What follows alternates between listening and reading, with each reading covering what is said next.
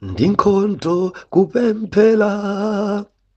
Ndinkhonto inu, ndinkhonto kupemphera. Kupemphera ndinkhonto kupemphera. Kupemphera ndinkhonto inu, ndinkhonto kupemphera. Ndiulandireni okondedwa omvera konse kumene muli.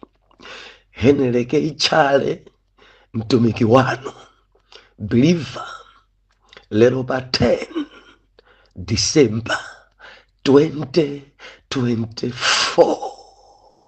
Ulendo nkhondo za oyera mtima. Muli bwanji tete? Believer, tili mu mzinda uja wa Tete.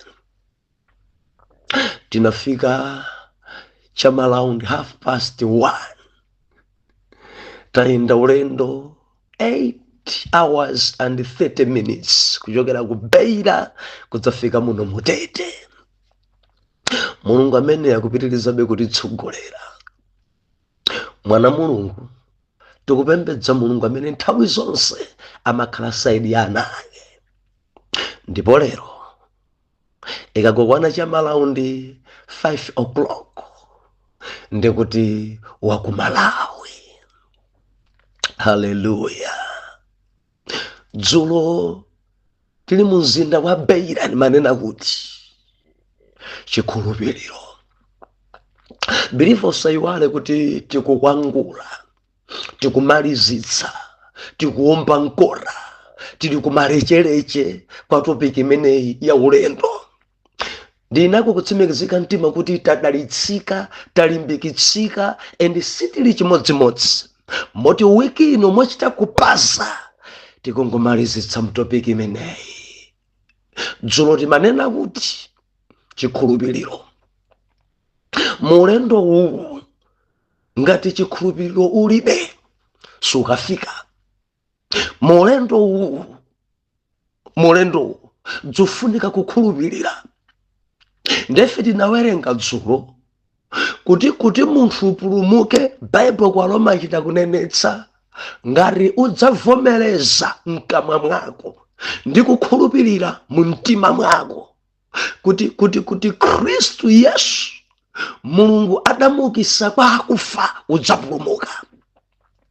Believer, kudziko kuno kuli zinthu zimene zikunenedwa zokhudzana ndi chipulumutso zimene zili zosemphana. Kuti kudziko kuno kuli zimapulotoko zimene anthu ambiri adzigwiritsitsa kudziganiza kuti zimene tsotso ndiye kuti akalowa kumwamba atapanga zimenezo. Believer, mgwire Yesu and nkhulupirire Yesu. Pa zonse zimene kudziko kuno akulankhula zinazi ndi chabe, sichipembedzo, simapolotoko, ayi, koma chikhulupiriro mwa Khristu Yesu. Ndekuti kuthawa moyo uno mparadizo tikalowa. Koma ngati Yesu tinchosapo pa chipembedzo chathu, Yesu sakhalapo mkati mwathu, chikhulupiriro cha mwa Mulungu palibe. Ndekuti kulipo kumene tikupita. Believer, kulipo ndipo mukafika. Ndimafuna ndinene ku dziko lapansi tamvera, muli pa ulendo ndipo mukafika. Ulendo mwina nkutheka wa mparadizo kapena wa kuchonongeko. Kuti kutonse tikuyenda. Believer, dziko ino ikuyenda ikafika pa mapeto. Dziko ino yoka mufuna kasimu kufuna ikuyenda ifika pa mapeto. Endi khwelele ilira kuti pansi pano patha. Aliyense afika funso nkumare. Akamanena kuti afika, mudzakhala mwafika kuti. Ena kamati afika akakhala afika akulowa khomo la mparadizo. Pamene ena kamati afika akakhala afika akulowa khomo la Gahena. Ndimafuna ndinene mu ulendo umenewu nkhulupirireni Yesu. Believer, khulupirire Yesu. Chipulumutso chili mwa Yesu. Khulupirira Yesu, pembedza Yesu. ndeti nawerenga dzona kuti chikhulupiriro ndicho chikhazikiso cha zinthu zoyembekezeka, chiyesero cha zinthu zosapenyeka. Popanda chikhulupiriro nkosatheka kumkondweresa Mulungu, nkosatheka. Mumakhulupirira Yawe, moyo wanu mudopereka kwa Yesu, mudasandulika mtima, mudadzitula ntchito za kudziko pa Yesu. Biliva kupita kutchalichi okokha si yankho, kukhachechi memba biliva si yankho. Munkhulupirire Yesu, mumpembedze Yesu, pakhala ubale wabwino pakati pa inu ndi Yesu Khristu. Mudziwike ndi Yesu, osati ndi akulu ampingo okha. Mulembedwe m'buku la moyo, osati m'buku la kutchalichi. Mumakhulupirira ndani? Ndedzo tinafukula pa chikhulupiriro pa. Biliva, chikhulupiriro chikhazikiso cha zinthu zoyembekezeka. Sukuona ndi maso a munthu, koma chikhulupiriro chimakupanga ona kuti no, pamene pachifika. Ndinene ndinu nonse pa ulendo, dzufunika kukhulupirira. Zina zini maso athu sitiona ya, pafunika kukhulupirira. Ndeni manena dzolo kuti wachikhulupiriro ngakhale nyengo zake zikulimba, maso mwake amaona kusiyana ndi onse. Wachikhulupiriro amakhala ngati openga. Kudziko kuno amamuona ngati ombwambwana. Chifukwa zimene makutu mwache akumvetsera kuuzimu ndi zimene maso ache akuona, dziko sakuziona. Nawo anthu omzungulira amamuona ngati ombwambwana, amamuona ngati osazindikira, koma akudziwa chimene akuchita. Chikhulupiriro, biliva, chikhulupiriro ali single, koma m'maso mwake amaona kuti ali awiri. Ndi manena dzulo, akamagona mbali ina yamayilemekeza kuti mbali iyi ndiyogona munanga. Ngakhale mamunayo sanalowe nyumbamo, koma amadziona kuti patalike pafupike ndikwatidwa. Akamayigwira mimba yache, ngakhale sadarenge mimba, ngakhale mwana alibe, amakhala nchiyembekezo. Nkumagwira mabere ache nkumati tsiku lina ndidzayamwisa. Zimene anthu ena sakuziona iye amaziona. Akamakhala nkumati no, ine ndi boss, tsiku lina ndidzakhala mu office, ine ndi boss, ine ndiphunzira. Olo ndalama zophunzira kupita ku college alibe, komati ine ndiphunzira. Chikhulupiriro chikhazikiso cha zinthu zoyembekezeka, chiyesero cha zinthu zosapenyeka. Haleluya. Believer, mulendo pafunika chikhulupiriro. Chikhulupiriro ndati naona ife buku la Efeso dzona kuti tife opulumutsidwa mwa chisomo chakuchita mwa chikhulupiriro. Believer, ndife opulumuka mwa chisomo. Tikamanena kuti chisomo ndiye kuti tikulandira zinthu zosaliyenera. Mwina timayimba nyimbo imene tapulumutsidwa ndi chisomo, tapulumutsidwa ndi chisomo, kutanthauza kuti pa chipulumutso palibepo ntchito. Ena maganiza kuti facha kuti amagwira ntchito kwa mpiri kuchalichi, kapena kuti amalalikira kwa mpiri ndiye kuti akapulumuka. Ayi, ena maganiza kuti akapulumuka fota amayimba kwa mpiri.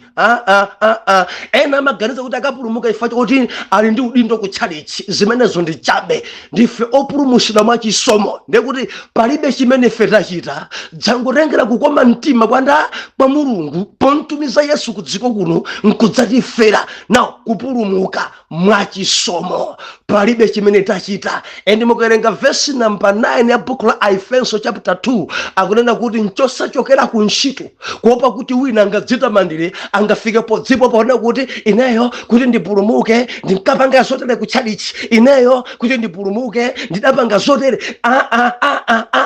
Ndife opulumuka mwa chisomo chakuchita mwa chikhulupiriro basi. Ndikuti tidalandira zinthu zosatiyenera. Believer, tikamana kuti chisomo talandira zinthu zosatiyenera, ndikuti chimene ife tidachita tidayenera kuphedwa. Koma Khristu Yesu anati no, musaphe, ine ndikamfere bwanja amene. Ndi chisomocho zimene tidachita inu ndine Believer tayenda ndi dziko usanditsutse kale moyo wako wakale sudali kanthuyi zimene udachita zija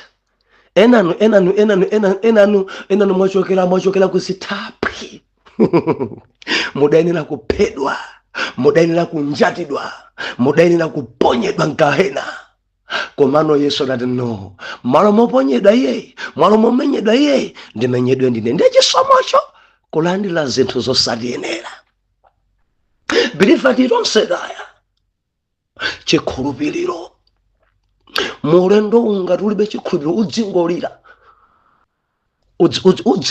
udzingodandaula achikhulupiriro amaona patali achikhulupiriro amayima benji achikhulupiriro ngakhale dziko likwaseka achikhulupiriro endi sadandaula achikhulupiriro amadziwa ndithu kuti patalike pafupike chatsopano cha ulemerero chidzachitika ndimati ndilimbikitsa pa ulendo ndikulimbikitseni kaneba manena chani kanzama manena chani koma ngati muli believer mwana wa Mulungu patalike pafupike chachikulu cha ulemerero chidzachitika khulupirira endilandira chimenechi lero tikunena kuti nkhondo zawoyera mtima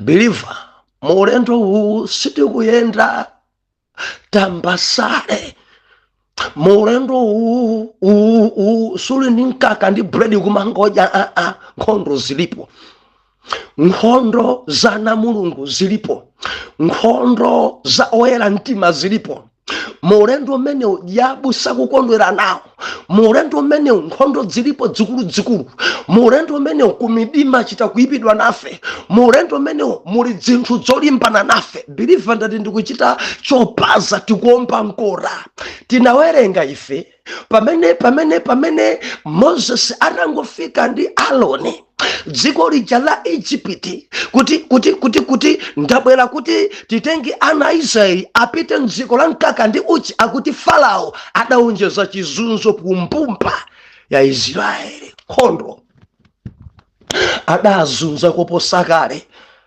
adagwiritsa ntchito kuposa kale nawo koma kumwamba sikudakhale chete kudathangatira kudamenyera nkhondo ana Israeli kudachitika zozizwa mpaka na kudali mdima kudali imfa za ana oyamba kubadwa Believer kudali nsabwe kudali matalala kudachitikatu zozizwa zochuluka kuti mbumba ya ana Israeli ilandisidwe m'manja mwa Farao Believer kudachitika zinthu dzikulu zimene mulungu adazichita kuti mulanditsidwe tidaona ife ntchentche zoluma Believer apuwe kuluma Maigupti kulumidwa kulephera kugona kulumidwa kuposa udzudzu zija zimene zimaluma ng'ombe zija ntchentche zoluma mizaza muchichewa zoluma nsabwe tidadzonefe nsabwe kukanda zonse zija Believer ni nkhondo imene mulungu adalimbana kwa mpiri ni Maigupti ncholinga chakuti ulanditsidwe nkhondo zozizwa nawo adatuluka adafika pa nyanja Yofiira chapter number 14 adanaja adalonda mukayang'ana buku la Exodo sakudusanfu wa mopheka adanaja adalonda nkhondo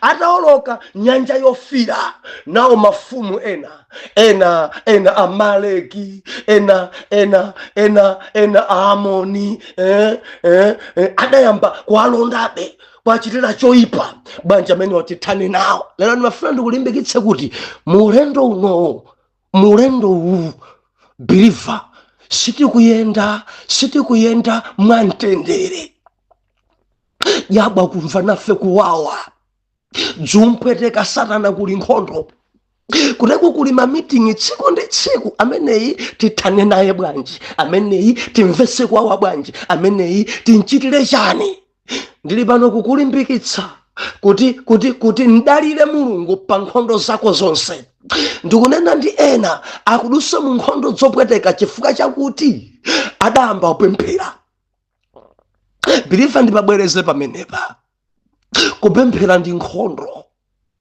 Ena ali ndi zimafunso zimene akulephera kudziyankha okha. Maudani amene ali nawo ndi ena kuchita kudabwa. Ndidayambana naye chani munthu ameneyi? Bwanji akundikwiyira munthu ameneyi? Ena ndi abale anu kuti kumufika podabwa. Bwanji chalakwa ine nchani? Ndimafuna ndinene believe suna lakwe kena kalikonse, koma kungopembedza Yesu, kunsankha Yesu, kukhala mbuye ndi mpulumutsi wa moyo wako, pamenepo wapalamula kumidima. Nkhondo zimadzuka, maudani amadzuka, zonena zimadzuka, nkhondo zikulu ukumana nazo moti sukumvetsetsa zichokera kuti.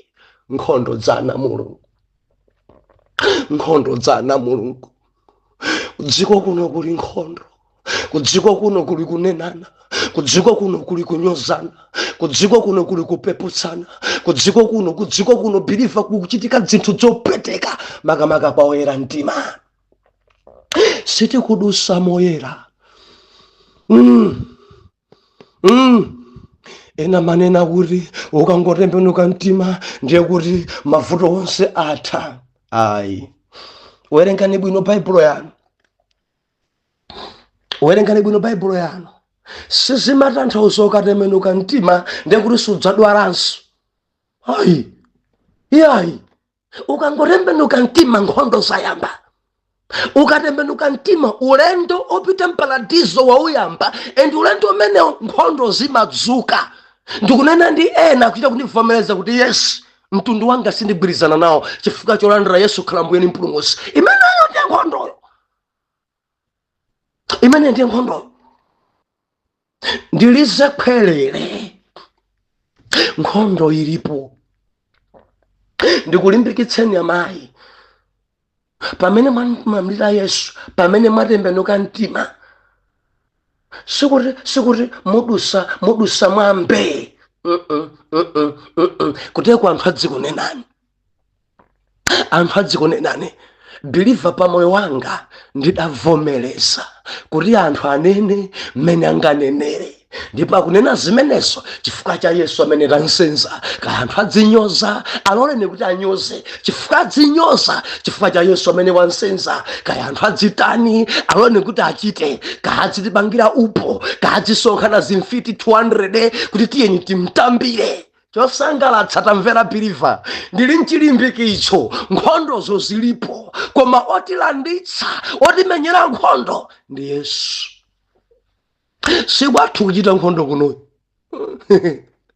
Ondimenyera nkhondo ndi Yesu. Usavutike kuti uzitchinjirize. Pali pena Believe sungathe kunena and voice yako singamveke. Ndalire Mulungu. Baibulo ikunena kuti nkhondo zilipo, koma Jehova adzatilanditsa nkhondo zonsezo. Zona dziko idzatiukira, koma kumwamba adzayima mbali yathu. Jehova amavomereza kuti anthu atinyoze. Jehova amavomereza kuti tidware. Jehova amavomereza kuti tilowe mu chizunzozo, koma chosangalatsa amakhala nafe nyongo zowawa. Ukawerenga buku la Daniel Believe, Mulungu adalola kuti Shadrach, Meshach ndi Abednego amangidwe. Ene Mulungu adavomereza kuti anyamata amenewa aponyedwe muchani, mu ng'anjo yotentha ya moto. Mulungu amavomereza kuti akuponye mu ng'anjo, koma chodalitsa ndi chosangalatsa komanso chilimbikitso kumwamba amatsika mu nyengo zako zakuotchedwa, nyengo zako zakuponyedwa m'moto, ndipo dziko imadzadabwa. Tamponya moto bwanji kuvinabe, Jehova ali moto mwako. Ndikunena ndi wina, nkhondo zimene kudusa kuchosa ntchito, ndipo amaganiza kuti akakuchosa ntchito supempheranso uvutika kwambiri, koma ndikuyamika kumwamba ngakhale ntchito akuchosa ukudyabe mamawa, masana, madzulo, mavalidwe yako chimodzimodzi. Moti amba kudabwa achina Nebukadineza ndi asilikali onse. Timaganiza kuti tanchosa ntchitomo, timaganiza kuti ayamba kukulukutika, koma akudabwa kuti kudzikwe kudabwa nawe. Ntchito tantsitsa, ntchito tanchosa, koma akuoneka kuti akunenepabe, akuoneka kuti thupi lake likusalalabe, akuoneka kuti ali pa mtenderebe. Dzudabwisa dziko wayi. Jehova atsika ku nkhondo za oyera mtima. ena no banja ili gbede ena mpaka na banja lanu latha. Mota makambira kumidima unakuti pamene pande kuti basi yakulukutika, pamene pande kuti basi zopemphera zizitha, koma kumadabwa ngakhale banja lanu latha maonzo mukupindabe kumulemekeza Mulungu. Kumidima kudabwa ngakhale amuna anu akuthawani ayamba zibwenzi, koma inu mukupempherabe. Nkhondo za oyera mtima, nkhondo za oyera mtima. Mulungu sadzatisiya, Mulungu adzatimenyera nkhondo tili chete. Ndimafuna ndilizekhalire ku dziko bilifa tamvera udusa munyengo dzowawa. Nkhondo ena chimene mwayambana ndi amuna anu simukumvetsetsa. Amunanga ndalakwira pati, akungokhumudwa, akungonyanyala. Akazanga ndachimwira pati, akungokhumudwa, dzonena nadzo samveka. Nimafani nene pano nkhondo mudabwa abwana bwanji. Chilichonse chimene mungachite kwa abwana wanu pa iwowo sichikutheka. Nkhondo ena mukuchita kudabwa, pa gurupu pano ndachimwa chani, ndadibiniwa ndahamba na chani. Kudabwa bwanji zimene zikuchitika. Nimafuna ndikuse kuti ni nkhondo za oyera mtima, nkhondo za oyera mtima. Ndikunena ndena kumadabwa akamati akagona maloto amene akulotawo dzikumadabwitsa. Maloto amene wandikulota ndine biliva. Nimafuna ndikuse kuti sunagwe njerekeza kulimbana nawe kumaloto. Ndikukamba ndi mzimayi wina wolimba kwambiri, ndikunena mzimayi wolimba amene chibwana alibe ende savulavula, koma kumadabwa kuti kumalotoku asidzikuyenda bwino. Nimafuna ndikulimbikitsa kuti ndi nkhondo. Pitilizabe kumkakamira Mulungu, pitilizabe kuima nji pamaso pa Mulungu, chifukwa kudziko kuno njerekezi amalimbana ndi oyera mtima. Tili modzi mwana Mulungu, nkhondo za oyera mtima. Ndikunena ndi wina ayambana ndi abusa ake, ndikunena ndi wina maintercessor kokhalumana.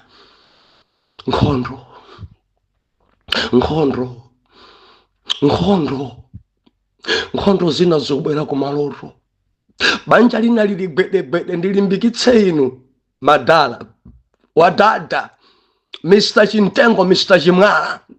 Nthawi zina makhoza kulota kuona akazako ali ndi mpeni afuna kubaya, ndikumakukalipira musuna kuti weyo ndikupha ndikuononga, eni kumakuthamangisa kuti ndiye kukuthamangisa iwe mpaka na kugwera mdzenje. Ndikumakugenda ni miyala mdzenje mukukutengera chimwala kukuponyera mdzenje. Mkazi wako amene ugona naye bedi limodzi ukuponyera muliju, ukuponyera muliju, nkuba zona mama ai amala muntu kalikale mama ai zona nansuzi tadituluse mkazi chokuchokapo kena kupamadzabwera kankazi kena kake akuponya nimo mundani kukutengera chingwe nkukuponyera chingwe nkukutulusa mwenzenje muja iwe nkudzuka kumaloro kena nkumati basi akazanga ndi afiti. Sindikufuna niso ni banja gbede ndimafuna ndilize pherere ndi nkhondo.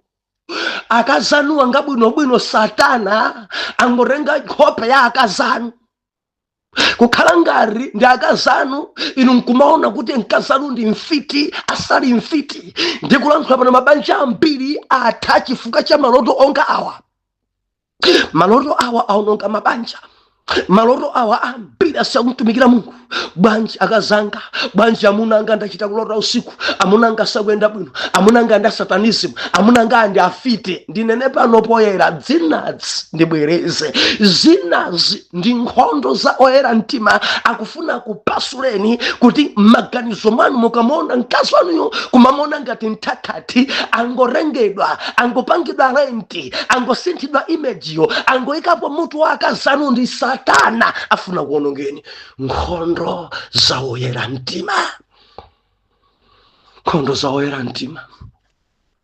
Ena nomakhala mukulota anthu amene mmakhulupirira ali ndi chikwanji akukuthamangisana kuti ima ndikupha. Ndipo enano mwasintha mipingo. Banja tindalota abusa ali ndi chikwanje kuti ndikudula khosi. Ndikudula khosi ima ndikudula khosi. Ndikudula khosi mai mpaka na kudzuka chisenga chikwanje chili mutu.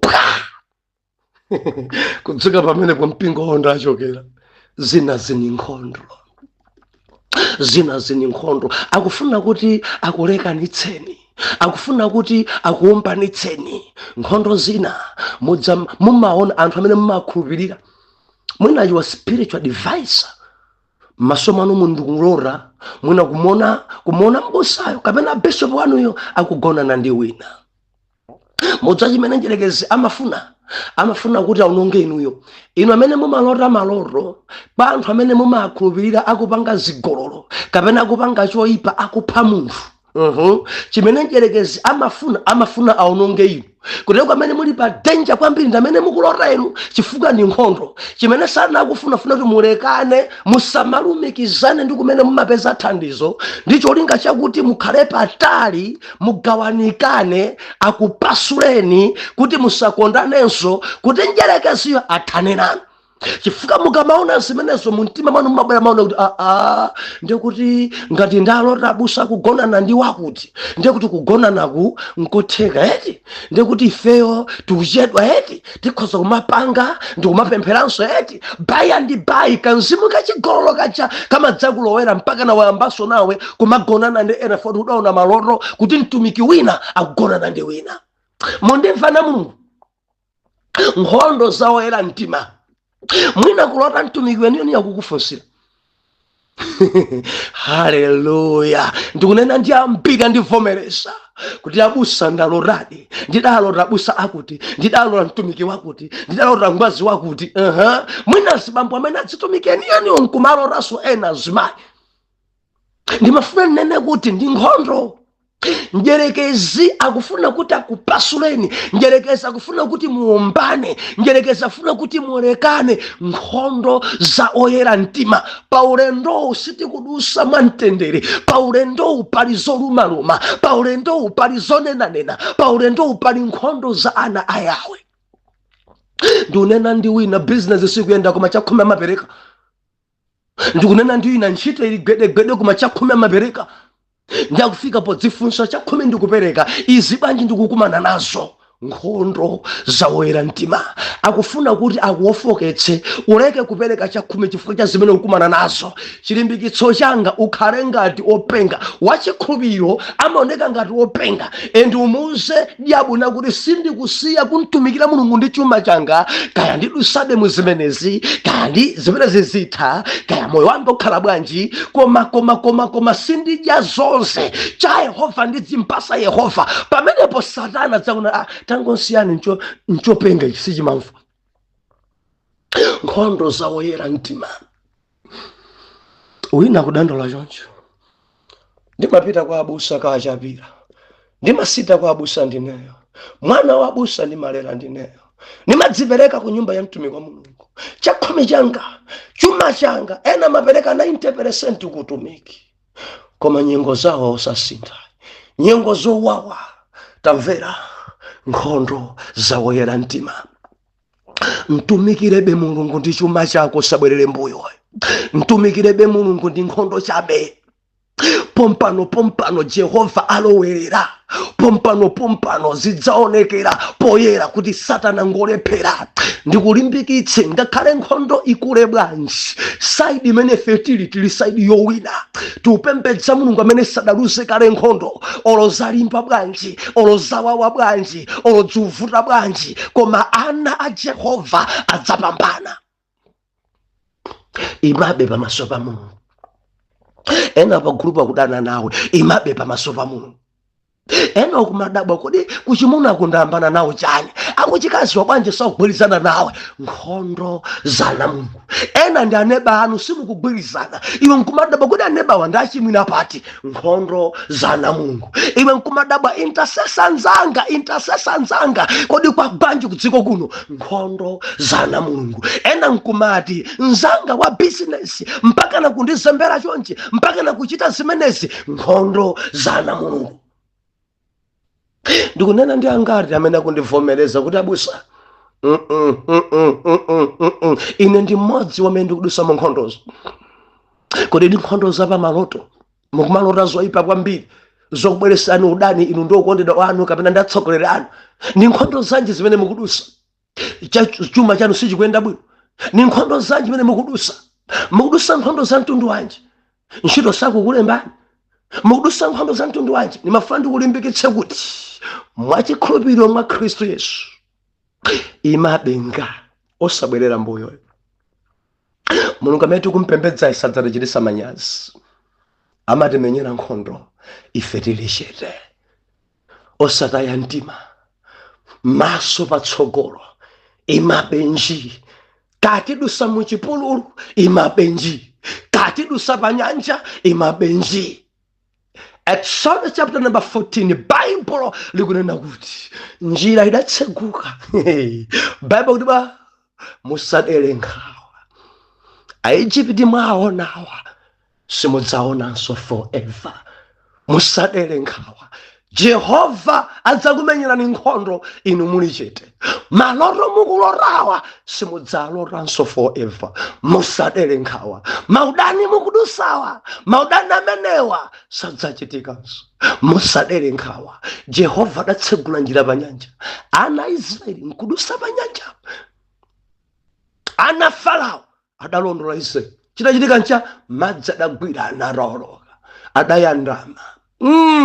Adayandama. Endi pemphero langa adani ako ayandame, matenda ayandame, nkhondo zako ziyandame, okulondalonda ayandame, ako yandame. Jehova athane nawo. Nimafuna ndikulimbikitse maso ako udzaona Maigupti pa moyo wako akuyandama, udzaona pakavalo zimagaleta zikuyandama, endi umboni udzaperekera, udzaona umphawi ukuyandama, udzaona zimatenda za asima zikuyandama. Biliva ni nkhondo chabe, udzangoona kuti chikondi cha banja lako chabwerera, maudani a banja akuyandama. Udzaona ni maso ako kuti kuponderezedwa kwayandama. Endi Jehova tikumpembedza ngopya amatsegula njira popanda njira.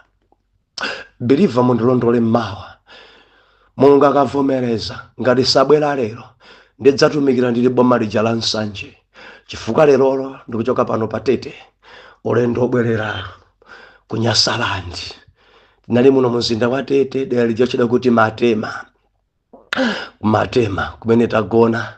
Zonazungulira ntawuni ya Tete, zungulira ana Mulungu nonse mutete, Ambuye akudalitseni. Ina amene mwapereka nyumba yanu kuti gonani pano, zakudya zanu, Mulungu akukumbukireni. Ina amene mwatipempherera, Ambuye akukumbukireni. Atate mdzina la Yesu, zikomo chifukwa cha mwana wanu uyu akudusa mu nkhondo zowawa, chifukwa cholandira inu nyengo zake sako zimvetsetsa. Pemphero langa mulowerere pa nkhondo zake. Ambuye Yesu, njira ipezeke endi zonse dziyandame. Moto umene wakhala ukuntentha Mulungu tsikani kuti mwana wanuyi avinevine alulutire moto kuti anebacha ambe kudabwa naye kuti timaona ngati mwina kulukutika. Chitani naye ndi ndabwitseni. Mdzina la Yesu Kristo wera mtima tiyankhe kuti amen and amen.